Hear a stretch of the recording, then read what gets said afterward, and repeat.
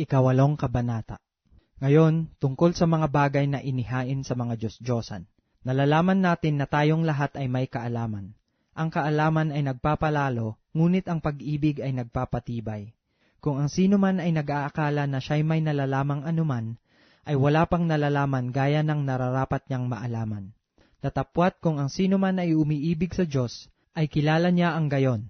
Tungkol nga sa pagkain ng mga bagay na inihain sa mga Diyos-Diyosan, nalalaman natin na ang Diyos-Diyosan ay walang kabuluhan sa sanglibutan, at walang Diyos liban sa iisa, sapagkat bagamat mayroong mga tinatawag na mga Diyos, maging sa langit o maging sa lupa, gaya ng may maraming mga Diyos at maraming mga Panginoon.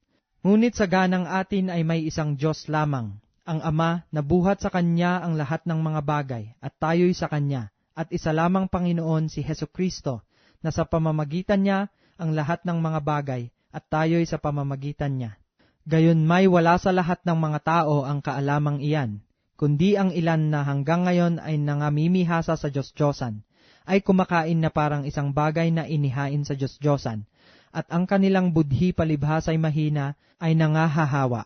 Datapwat ang pagkain ay hindi magtataguyod sa atin sa Diyos, ni hindi tayo masama. Kung tayo'y di magsikain, ni hindi tayo lalong mabuti, kung tayo'y magsikain. Datapwat magsipag-ingat kayo baka sa anumang paraan ang inyong kalayaang ito ay maging katitisuran sa mahihina. Sapagkat kung makita ng sino mang ikaw na may kaalaman na nakikisalo sa pagkain sa templo ng Diyos-Diyosan, hindi baga titibay ang kanyang budhi kung siya'y mahina, upang kumain ng mga bagay na inihain sa mga Diyos-Diyosan, sapagkat sa pamamagitan ng iyong kaalaman ay napapahamak ang mahina, ang kapatid na dahil sa kanya'y namatay si Kristo.